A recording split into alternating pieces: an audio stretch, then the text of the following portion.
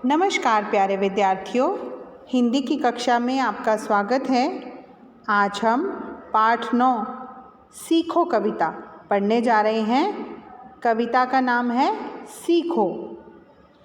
तो इस कविता में हम प्रकृति के माध्यम से सीखेंगे कि कैसे हमें अपने अंदर कौन कौन से अच्छे अच्छे गुणों का विकास करना चाहिए। फूलों से नित हंसना सीखो, भौरों से नित गाना, तरु की झुकी डालियों से नित सीखो शीश झुकाना। आपने देखा होगा कि किस प्रकार फूल हमेशा मुस्कुराते रहते हैं और भंवरे हमेशा गाना गाते हुए नज़र आते हैं। इसी तरह हमें भी हर वक्त मुस्कुराते रहना चाहिए। मुस्कुराना, हंसते रहना बहुत अच्छा गुण है। तरु की झुकी डालियों से नित सीखो शीश झुकाना। पेड़ की झुकी हुई डालियों से हम क्या सीखते हैं कि हमें हमेशा सिर झुकाकर चलना चाहिए, मतलब कि हमें अकड़ना नहीं चाहिए। हमें अपने बड़ों के आगे भी शीश झुकाना चाहिए और हर वक्त अपनी हद में रहते हुए सिर झुका कर रखना चाहिए। जब हम तने हुए अकड़े हुए रहते हैं तो कोई भी हमें पसंद नहीं करता। सीख हवा के झोंकों से लो, हिलना जगत हिलाना।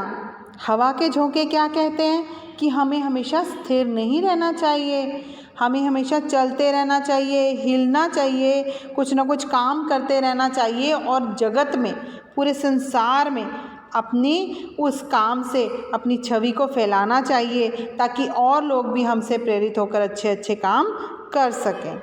दूध और पानी से सीखो, मिलना और मिलाना। बच्चों, कभी आपने देखा है कि दूध में अगर हम थोड़ा पानी भी डाल दें तो हमें पता नहीं चलता कि कितना पानी है और कितना दूध? तो दूध में अगर पानी इस तरह से घुल मिल जाता है कि जैसे पता ही ना चले कि पानी कितना है और दूध कितना। इसी तरह से हमें अपने मित्रों से, अपने घर में भाई बहनों से, सगे संबंधियों से मिलजुल कर रहना चाहिए, उसी तरह से जैसे दूध और पानी आपस में मिल जाते हैं। सूरज की किरणों से सीखो, जगना और जगाना। सूरज की किरणें क्या करती हैं? सुबह सुबह जब वो धरती पर आती हैं तो वो खुद भी जगती हैं और अपने दुनिया में रोशनी फैलाकर सारी दुनिया को उठाती हैं। अगर रात ही हुई रहे तो हम तो हमेशा ही सोए रहे हैं ना।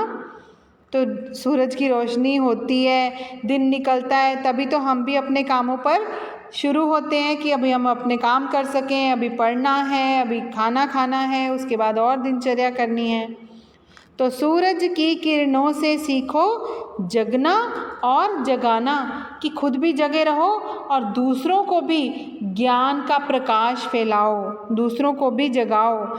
लता और पेड़ों से सीखो सबको गले लगाना। पेड़ की टहनियाँ देखी हैं आपने?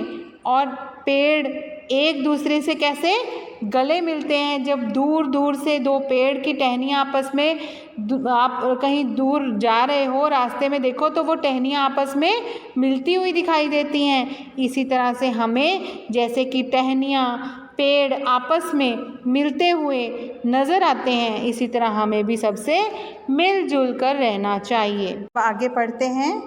वर्षा की बूंदों से सीखो सबसे प्रेम बढ़ाना। मेहंदी से सीखो सब ही पर अपना रंग चढ़ाना। वर्षा की बूंदें जैसे धरती से प्रेम बढ़ाती हैं, नदियों में, सागर में मिल जाती हैं और मेहंदी जिस तरह से अपना हाथ पर लगाने पर अपना रंग छोड़ जाती है, उसी तरह से हमें भी सबसे प्रेम से रहना चाहिए और जहाँ जाएं अपने प्रेम का रंग दूसरों पर भी छोड़ देना चाहिए और दूसरों को भी प्रेरित करना चाहिए कि वे भी मिलजुल कर प्रेम से रहें। मछली से सीखो स्वदेश के लिए तड़प कर मरना। जैसे मछली जिस पानी में रहती है उसके बिना वो तड़प तड़प कर मर जाती है, अपने प्राण त्याग देती है, उसी तरह हमें भी अपने देश के लिए प्रेम होना चाहिए। अपने देश से बाहर जाकर वहाँ जाकर बसने की सोचना नहीं चाहिए। पतझड़ के पेड़ों से सीखो दुख में धीरज धरना। और अगर कभी दुख का समय आ जाए तो हमें पतझड़ के पेड़ों से सीखना चाहिए कि कैसे पतझड़ के मौसम में पेड़ अपने पत्ते झाड़ देते हैं और लेकिन सब्र बनाकर रखते हैं, धैर्य धारण करके रखते हैं। वो ये नहीं सोचते कि अब मेरा क्या होगा। जब वक्त आएगा, जब फिर से बरसात का मौसम आएगा, सावन का मौसम आएगा, फिर से पत्ते आएंगे, फिर से वे हरा भरा हो जाएगा। तो धीरज धारण करना चाहिए। पृथ्वी से सीखो जीवों की सच्ची सेवा करना।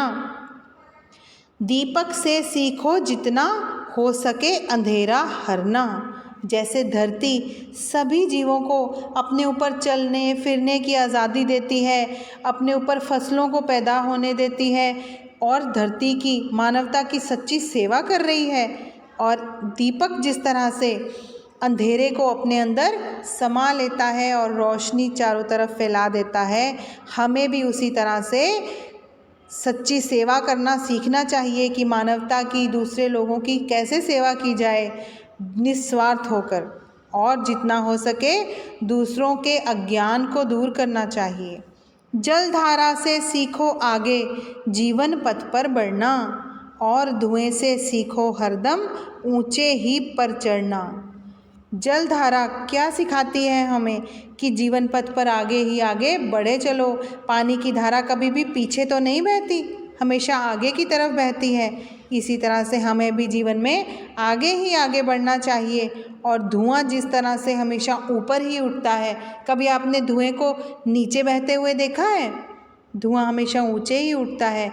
इस तरह हमें भी हमेशा अच्छे अच्छे काम करके जीवन में ऊंचाई की तरफ जाना चाहिए, तरक्की करनी चाहिए, ऊंचे ही उठना चाहिए। तो आइए एक बार और हम इस पूरी कविता को लयबद्ध तरीके से पढ़ें। फूलों से नित हंसना सीखो, भौरों से नित गाना, तरु की झुकी डालियों से नित सीखो शीश झुकाना। सीख हवा के झोंकों से लो हिलना जगत हिलाना, दूध और पानी से सीखो मिलना और मिलाना। सूरज की किरणों से सीखो जगना और जगाना, लता और पेड़ों से सीखो सबको गले लगाना।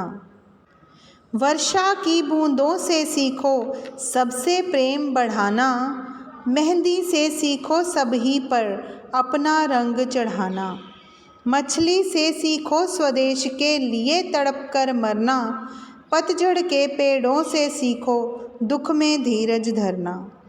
पृथ्वी से सीखो जीवों की सच्ची सेवा करना, दीपक से सीखो जितना हो सके अंधेरा हरना। जलधारा से सीखो आगे जीवन पथ पर बढ़ना, और धुएं से सीखो हरदम ऊंचे ही पर चढ़ना।